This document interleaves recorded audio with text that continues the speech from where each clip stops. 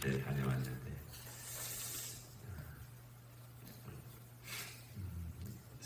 처음에 갈 때는 좀 염려들을 많이 했거든요. 좀 어렵고 난감한 일이 일어나면 어떡하나 뭐 그런 생각들도 있었고 그랬는데 그래도 또 생각보다는 아주 잘 회의도 잘했고 결과도 좋은 결정들도 많이 했고 그래서 감사했습니다. 기도해 주셔서 감사하고요. 그래도 우리 총회가 좀 소망이 있다는 그런 생각을 했어요. 뭐 여러 가지 결정들을 했는데 과거에는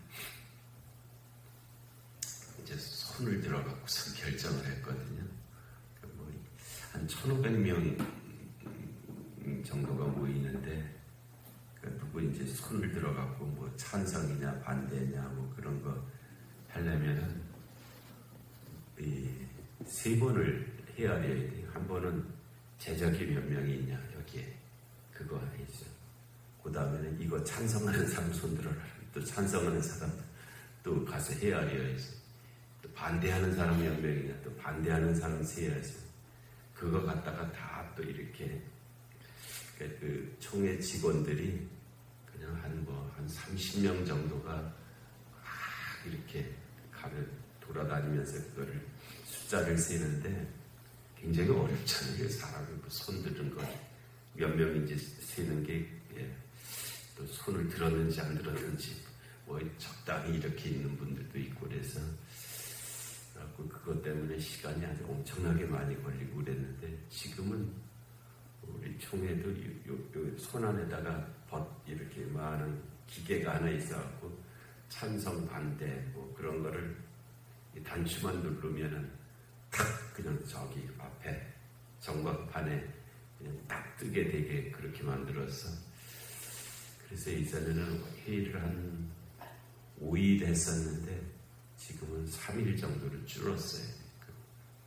그거는 좀 제도적으로 장치적으로 그것도 발전도 된 일이었고 내용상으로도 좀 이 시대가 좀 옳지 않은 결정들을 좀 많이 하는 면도 있잖아요. 근데 오신 분들이 우려한 것과는 달리 옳은 결정이라고 여겨지는 그런 결정들을 중요한 결정들을 한 6대3 정도의 비율로 그렇게 결정을 했어요. 큰 차이거든요. 6대4 정도도 아니고 6대3 정도 한 900명 정도가 투표를 하면 한 600명이 이쪽으로 300명은 또 이쪽으로 이런 결정들을 했는데 그래도 옳다고 여겨지는 그쪽으로 한 600명 정도가 이렇게 하고 해서 어떤 면을 감사도 했고 소망도 있고 그렇다는 일이 있었습니다.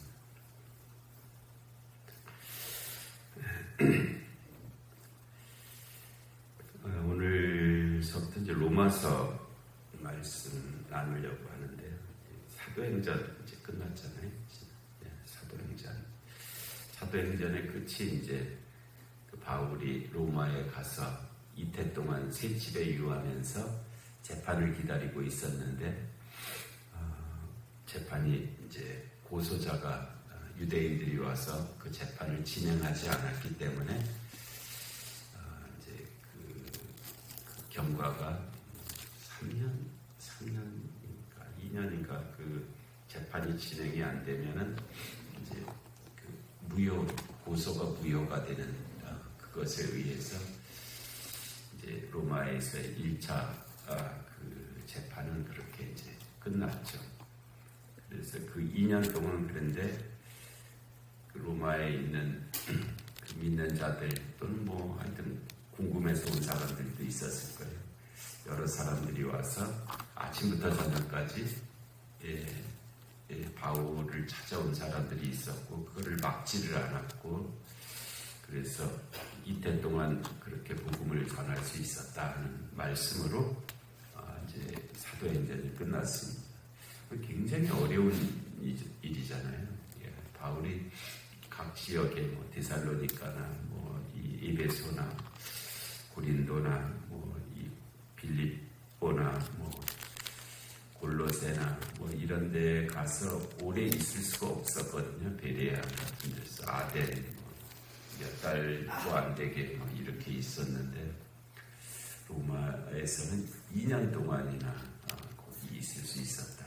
그것도 다른 곳에서는 자비량을 했어야 됐어요. 자기가 일을 해서 자기가 쓸 것을 다 벌어가면서 거기에서 있어야 됐기 때문에 온전하게 복음을 전할 수 있는 시간이 제약이 돼 있었죠. 왜냐하면 뭐 일을 해갖고 우선 먹을 거, 입을 거, 잠잘 거 이런 거를 벌어야 됐거든요.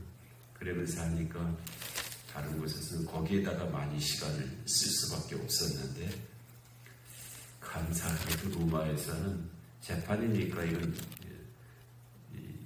나라가 그 사람들을 다 관리를 해야 되거든요.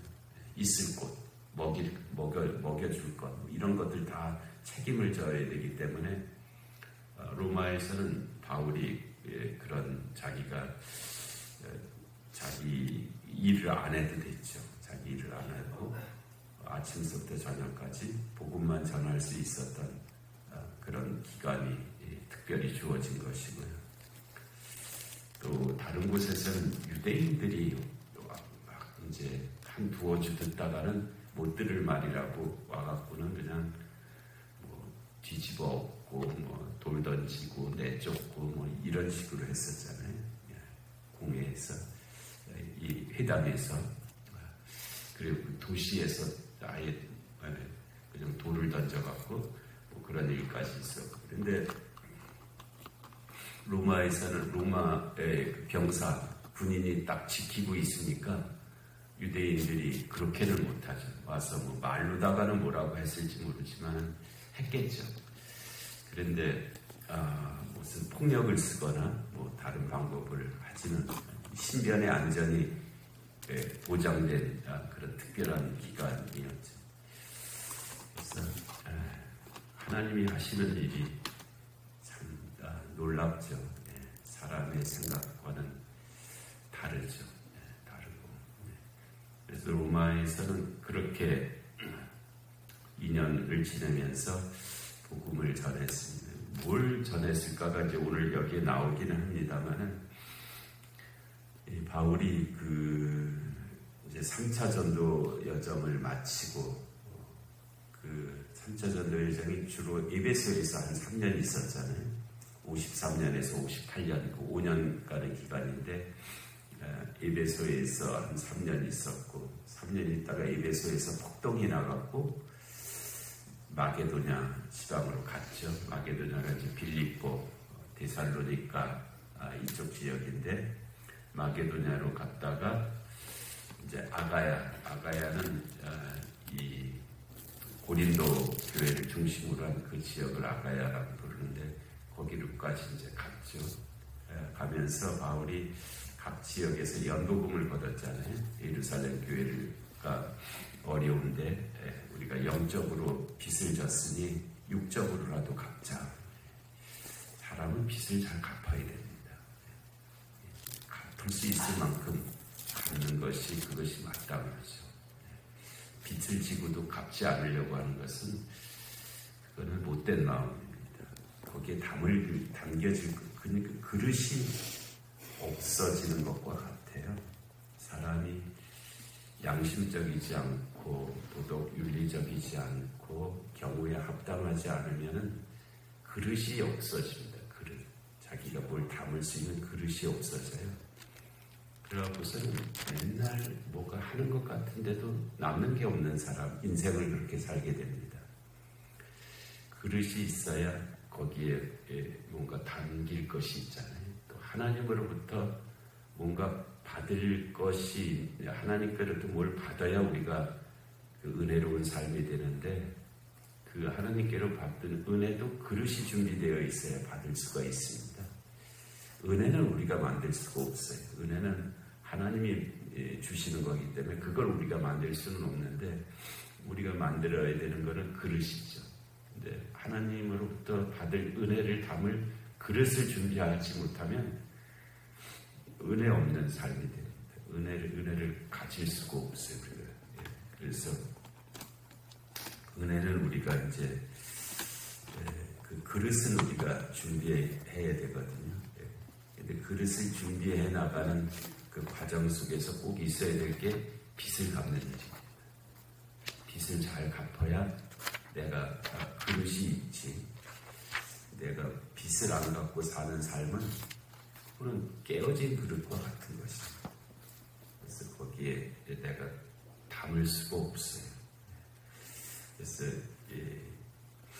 바울이 우리가 예루살렘 교회로부터 영적으로 빚을 졌으니까 우리가 육적으로라도 좀 갖고 사는 것이 마땅하다 해서 각 지역의 교회들에게 연복음을 좀 준비해라 해갖고 각 지역의 대표들이 연복음을 가지고 지금 아가야 고린도 교회까지 이제 다 모여 있는 상황이거든요. 그때 거기서 고린도에서 한 3개월 정도 있었던 것 같아요. 그때 바울이 그때 편지를 썼습니다. 로마서를 썼죠. 그때 주 한 57년이든지 58년이든지 예수님이 부활 승천한 것이 주 한 33년경, 뭐 30년이라고 하기도 하고 33년이라고 하기도 하고 그래요. 그때 이제 예수님이 부활 승천하셨는데 그로부터 57년이면은 뭐 한 20년 정도 지난 때입니다. 20년 정도 지난 때, 그때 우리들도 20년 전의 일은 좀 기억이 있죠. 내가 20년 전에 무슨 일이 있었다는 것은 다들 기억 속에 있는데, 그 바울이 그 고린도에서 이제 로마서를 썼습니다. 바울이 쓴 편지 중에서 가장 긴 편지를 그때 썼고, 그 쓴 목적은 이제 자기가 이제 고린도에 있는데 예루살렘으로 갔다가 다시 이제 로마로 갈 생각이었잖아요. 그래서 미리 로마서를 이제 보내놓은 거죠. 로마에 있는 교인들에게 미리 로마서를 보내놔서 내가 이제 그 로마에 가게 되면은 미리 이 편지를 읽고 당신들이 읽고 내가 가서 뭐 설명하겠다, 뭐 그런 의미도 있어요. 내가 편지를 쓴 것에 대해서 내가 더 이제 설명도 하고 같이 말씀도 나누고 뭐 그러기를 원한다. 이제 그래서 미리 편지를 로마서를 57년 정도에 이제 썼어요. 그래서 그 로마에 그렇게 보낼 때 베베라고 하는 여자 집사님이 그 편지를 가지고 왔습니다. 그때도 참 뭐 어떤 사정이 있었는지 모르지만 남자가 가야 될 길이잖아요. 험한 길이고 먼 길이고 그랬는데 남자가 가지 못하고 여자 집사님 베베라고 하는 분이 그 편지를 가지고 로마에 전달을 한 거예요. 로마에는 잘 전달을 했고, 바울은 이제 예루살렘으로 갔는데 이제 도착했죠. 예루살렘에. 근데 거기서 막 그냥 소요가 또 났잖아요. 폭동이 나고. 그래서 뜻하지 않게 구류가 됐죠. 그래갖고 2년이나 구류를 당했습니다. 가이사라에 가서 2년 동안 감옥도 아닌 감옥에서 2년 동안 있었죠. 그리고 나서 이제 거기서 이제 그 배를 타고 로마로 이제 가게 되잖아요. 재판받으러. 이런 생각은 없었는데 재판받으러 가다가 유라굴로라고 하는 광풍 만나갖고 막 이래갖고 일단 그렇게 해서 이제 바울이 로마에 이제 가게 된 거죠. 그때가 60년, 2년 지났으니까 주 60년경에 로마에 도착을 해서, 그래서 이제 로마에 있는 교인들 중심으로 해서 이 로마서를 가지고 아마 그 이제 말씀들을 서로 나눴겠죠. 이런저런 말씀들을, 복음을 서로 나눴던 그런 이제 내용들이, 역사들이 이제 그때 있었는데, 그때 로마서는 이제 그런 의미를 가지고 있습니다. 그래서 바울이 주 한 57년경에 고린도에서 작성을 해서 미리 보내놓은 거고, 바울은 주후 60년에 로마에 가게 됐고, 편지를 보낸 지 2년 후에 간 거예요. 2년 후에 가서 자기가 하고 싶었던 그 말씀들을 이제 그 로마에 있는 교인들하고 서로 나눴는데요. 어떤 내용인지 우리가 모르는 바는 아니지만 다시 한번 이렇게 보면서 그때 그분들이 만나서 이 말씀들을 서로 나눴겠구나, 그렇게 생각하면서 로마서를 이제 같이 우리도 그렇게 은혜를 받았으면 좋겠습니다. 그래서 이번 로마서를 하는 중에 주님의 은총이 함께 하실 줄로 믿습니다. 은혜로우신 하나님 아버지, 오늘도 귀한 새벽을 저에게 허락하시고 하나님 주의 말씀을 듣게 하시니 감사합니다. 로마서의 말씀을 또 저희들에게 내려주시니 이 말씀이 들려지게 하여 주옵시고, 또 이 말씀을 통해서 은혜 받게 하여 주옵시고, 또 이 말씀을 통해서 새로운 결단이 있는 그런 삶이 되게 하여 주시옵소서. 영역 간의 공고한 환우들을 긍휼히 여겨 주옵시고, 이 나라의 민족 가운데 주님의 공의와 정의가 임하게 하여 주옵시고, 전쟁과 기근과 질병과 재난의 땅들 가운데 주의 긍휼하심이 함께 하여 주시옵소서. 하나님 아버지, 저 팔레스틴 땅의 저 참혹함 가운데 주여 이 새벽에 하나님 은혜를 내려 주시옵소서. 하나님 아버지, 또 신년을 주셨으니 하나님 감사합니다. 신년의 거룩함과 밭의 소출이 있게 하여 주옵시고, 또 신년의 일꾼들이 잘 세워지게 하여 주시옵소서. 하나님, 이 새벽의 기도 가운데도 은혜의 은혜를 더하여 주시기를 간절히 비옵고, 또 오늘 금요 기도 가운데도 은혜 내려주시기를 간절히 사모하옵고, 예수님의 이름으로 기도하옵나이다. 아멘. 주기도하시겠습니다. 하늘에